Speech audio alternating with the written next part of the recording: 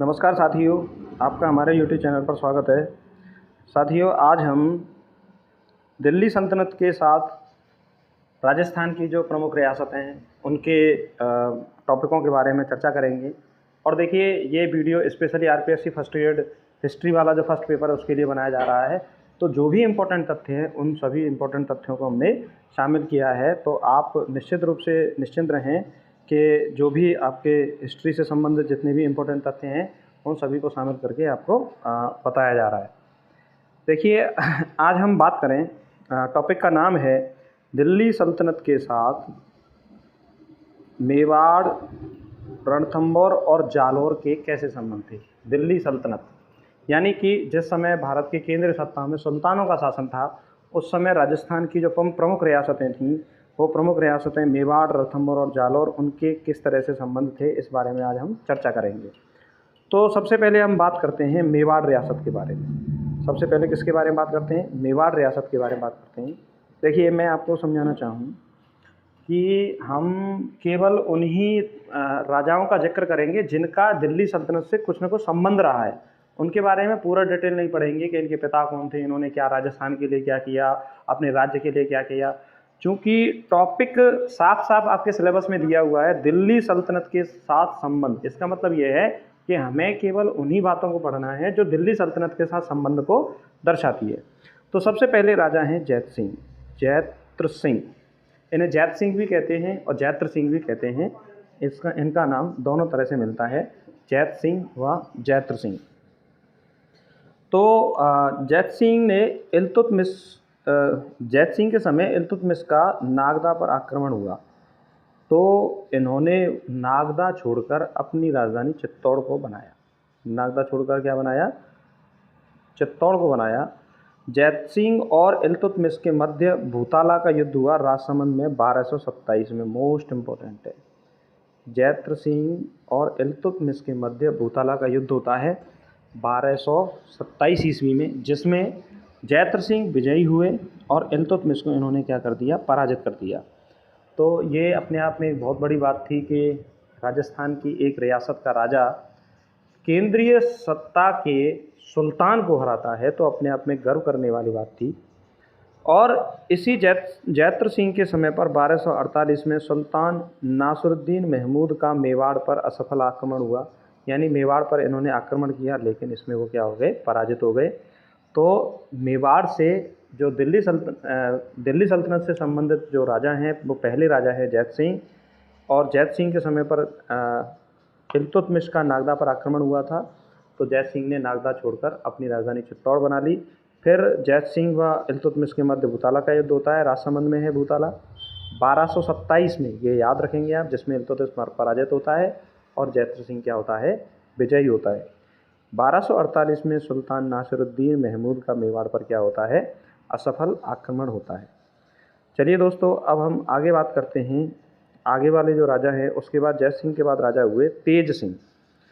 तो तेज सिंह का मेवाड़ के जो शासक हैं तेज सिंह, इनका दिल्ली सल्तनत के साथ कोई खास संबंध नहीं रहता, तो इसलिए इनके बारे में हम ज़्यादा नहीं पढ़ते हैं। ना ही समर सिंह का कोई खास संबंध रहता है।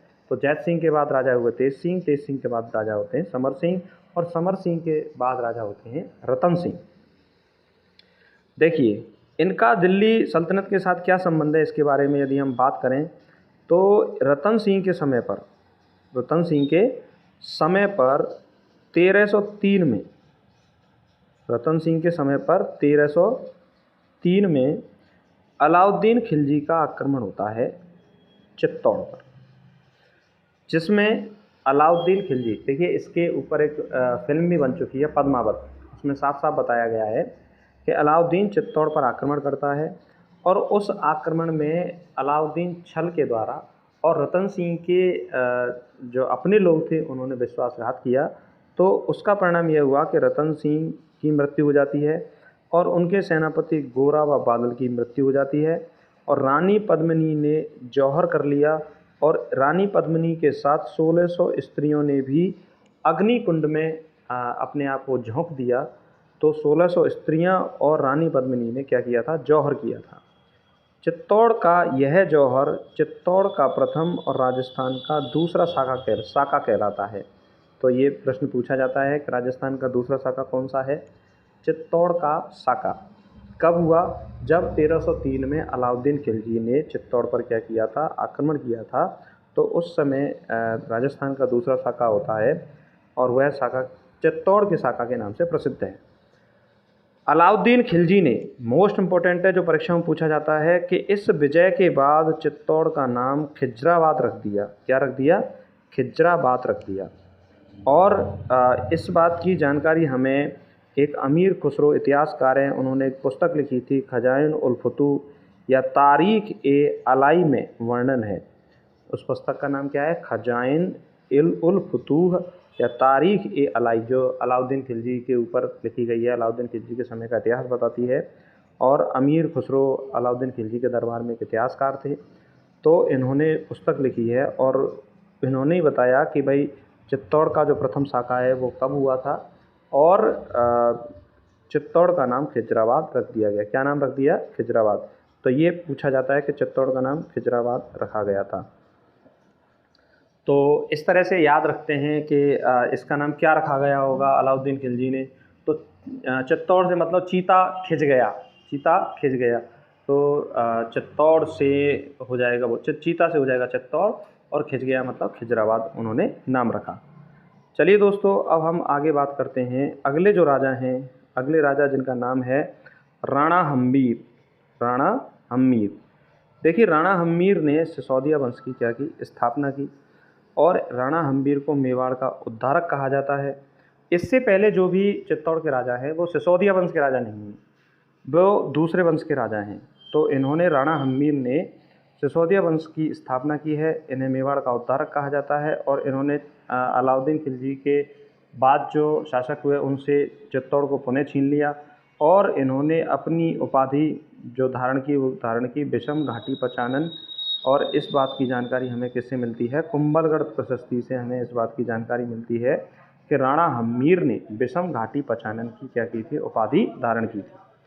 सिंगोली के युद्ध में एमबीटी को पराजित किया। एमबीटी मतलब मोहम्मद बिन तुगलक। देखिए, यह भी अपने आप में एक अच्छी बात है। अभी अभी हमने पढ़ा कि जैत्र सिंह ने, किसने? जैत्र सिंह ने इल्तुतमिश को पराजित किया, जो केंद्रीय सत्ता का सुल्तान था।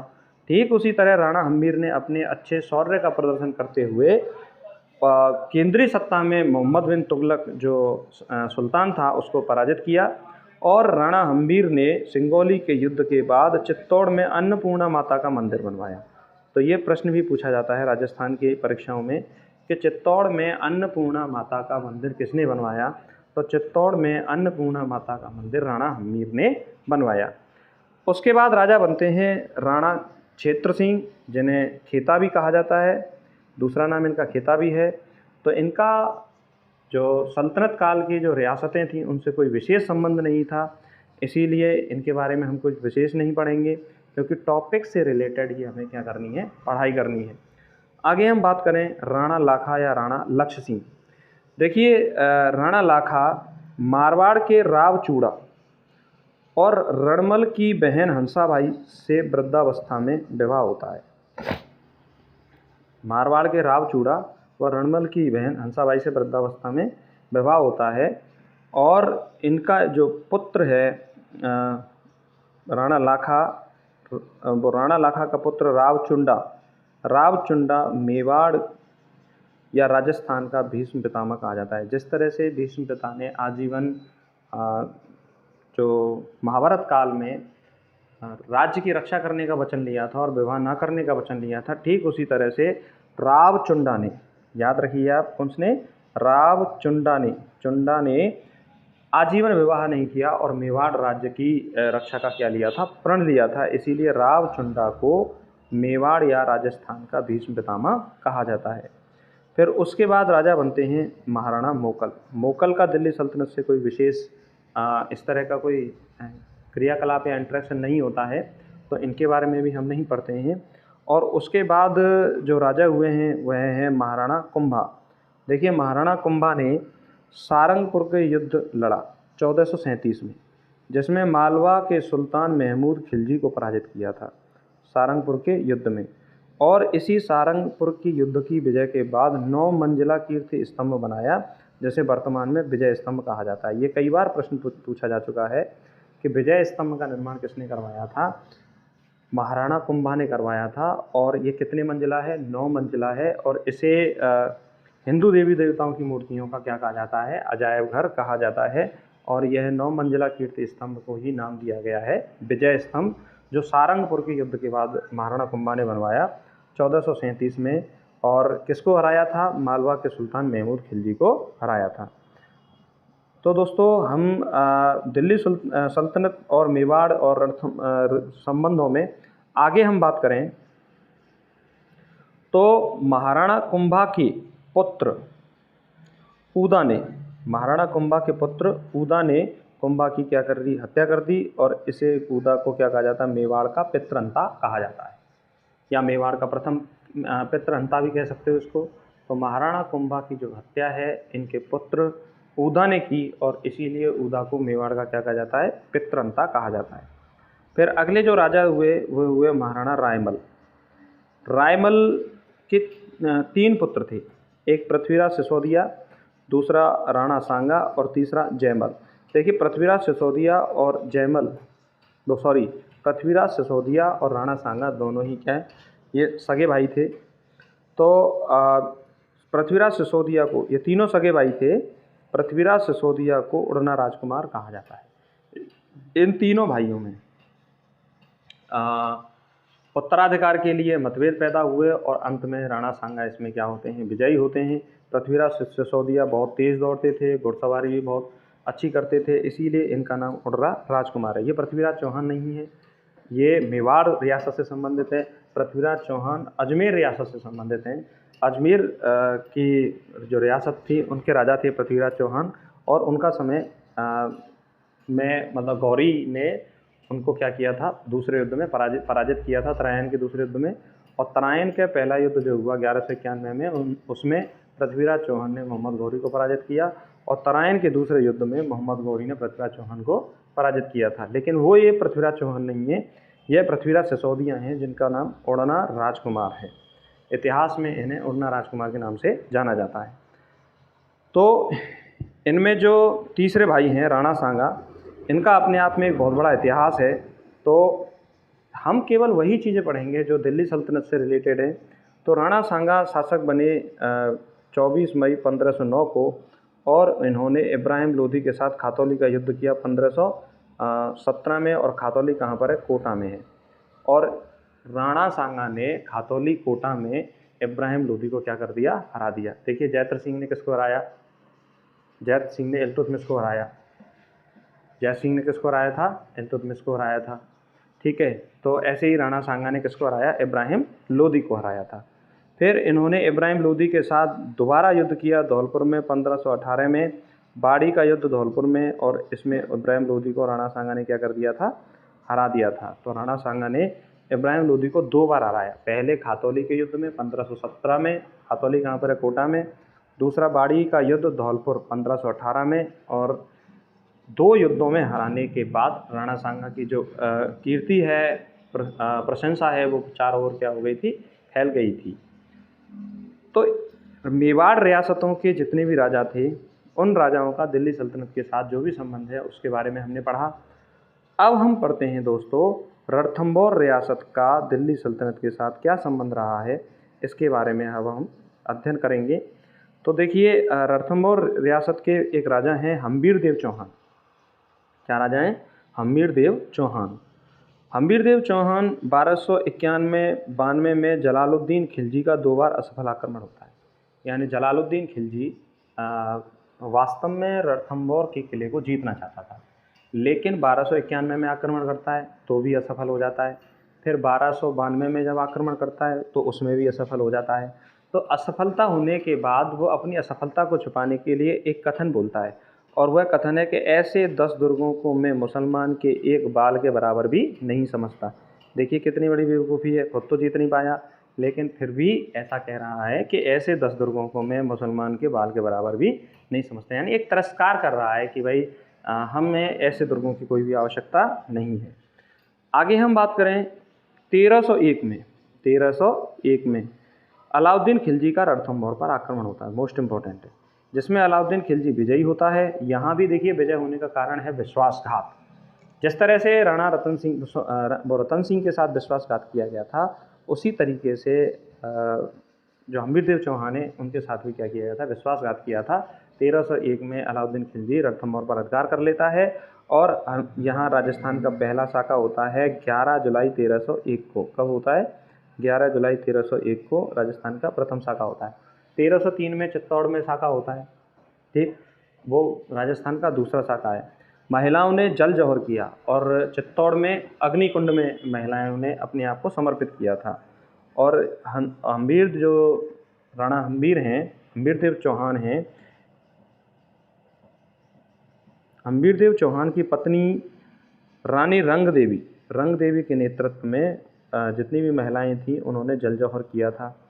और उसके बाद उलूग खां को रणथंभौर का क्या बना दिया था, राजा बना दिया था अलाउद्दीन खिलजी ने। किसको बनाया था? उलूग खां को रणथंभौर का राजा बना दिया, रणथंभौर को सौंप दिया। फिर उसके बाद हम बात करें जालौर रियासत की। किसकी बात करें? जालौर रियासत की। तो देखिए जालौर जो शाखा है या जालौर रियासत है, जालौर के किले, तो कीर्तिपाल जालौर शाखा के चौहान वंश का संस्थापक था। चौहानों ने यहाँ पर शासन किया था और इस वंश की स्थापना जालौर में किसने की थी? कीर्तिपाल ने की थी। जालौर के किले को सुवर्णगिरी या सोनगढ़ के नाम से जाना जाता है। सुवर्णगिरी या सोनगढ़ के नाम से जाना जाता है। सोनगढ़, जालौर के किले को किस नाम से जाना जाता है? सोनगढ़ के नाम से जाना जाता है। अलाउद्दीन खिलजी अपने विजयी अभियान के दौरान पहला जालौर पर आक्रमण करता है 1308 में और सिवाना दुर्ग को क्या कर देता है? नष्ट कर देता है। और अलाउद्दीन खिलजी ने इस सिवाना दुर्ग को कमालुद्दीन गुर्ग को सौंप दिया और इसका नाम रख दिया खैराबाद। क्या नाम रख दिया? खैराबाद। ध्यान देना, ऐसे याद रखो, सेब खैरात में देते हैं। अलाउद्दीन खिलजी ने सेब खैरात में दे दी तो खैराबाद। और चित्तौड़ का नाम क्या रखा था? खिजराबाद। तो ये प्रश्न पेपर में पूछे जाते हैं, इसीलिए मैं आपको बार बार जोर दे रहा हूँ जिससे कि आपका ये प्रश्न गलत ना हो। तो अलाउद्दीन खिलजी ने जालौर अभियान 1308 में किया और सिवाना दुर्ग को नष्ट किया। कमालुद्दीन जो गुर्ग है उसको ये सौंप दिया। और ठीक वैसे ही जैसे उलूग खां को रणथंभौर दुर्ग सौंप दिया था और सिवाना दुर्ग का इसने नाम रख दिया था खैराबाद। और दूसरा जालौर अभियान 1311 में करता है, जिसमें वहाँ के शासक जो थे कानरदेव चौहान, वो मारे गए। जालौर को नष्ट कर देता, जालौर के किले को, और नाम रख देता जलालाबाद। इसकी ट्रिक है, देखो, जा से जालौर, तो जालौर का किला, और जा से जलालाबाद, जा से जलालाबाद, जा से जलालाबाद, है ना। तो चीता खिंच गया, है ना। तो चीता मतलब चित्तौड़ का नाम क्या रख देता है? खिजराबाद, अलाउद्दीन खिलजी। और सिवाना सेब खैरात में बांट दी, तो अलाउद्दीन खिलजी ने सिवाना दुर्ग का नाम क्या रख दिया? खैराबाद। और जालौर दुर्ग, जा से जालौर बनता है और जा से क्या बन जाता है? जलालाबाद। तो इस तरीके से जो दिल्ली सल्तनत के साथ राजस्थान की जो प्रमुख रियासतें हैं, जालौर, रणथंभौर और मेवाड़ के जो संबंध हैं उसके बारे में हमने चर्चा की। और दोस्तों, मैं आपको एक बात बताना चाहूँ कि हमने जो आरपीएससी फर्स्ट ईयर की जो पहला पेपर है हिस्ट्री के, उसके कई सारे वीडियो चैनल पर पहले ही अपलोड कर दिए हैं। तो यदि आपको वीडियो ढूंढने में कोई कठिनाई आती है तो प्लेलिस्ट पर जाइए, उसमें आरपीएससी फर्स्ट ग्रेड हिस्ट्री के नाम से एक प्लेलिस्ट बनी हुई है। उस प्लेलिस्ट पर यदि आप देखेंगे तो आपको सारे वीडियो दिखाई दे जाएंगे और निश्चित रूप से वो वीडियो आपके लिए क्या होंगे? लाभदायक होंगे। आपकी परीक्षा के सभी प्रश्न सही होंगे। तो उन सभी वीडियो को आप देखिए और निश्चित रूप से आपकी तैयारी बहुत अच्छी होगी। और आशा करता हूँ कि आपको ये क्लास अच्छी होगी। अगर आपको ये क्लास अच्छी लगी है तो आप कमेंट सेक्शन बॉक्स में ज़रूर बताएं और निश्चित रूप से आपकी जो भी परीक्षा में आने वाले प्रश्न हैं वह सही होंगे। देखिए, पढ़ाई इस तरह से करनी चाहिए हमें जिससे कि परीक्षा में हमारे प्रश्न सही होने चाहिए। हमें कोई बहुत लंबा चौड़ा ज्ञान प्राप्त नहीं करना है और कम से कम पढ़ाई में एक स्मार्ट स्टडी के द्वारा हम कैसे अपनी पढ़ाई को कर सकते हैं, इस बात पर हमें ध्यान दिया जाना चाहिए। तो इसी के साथ नमस्कार, धन्यवाद।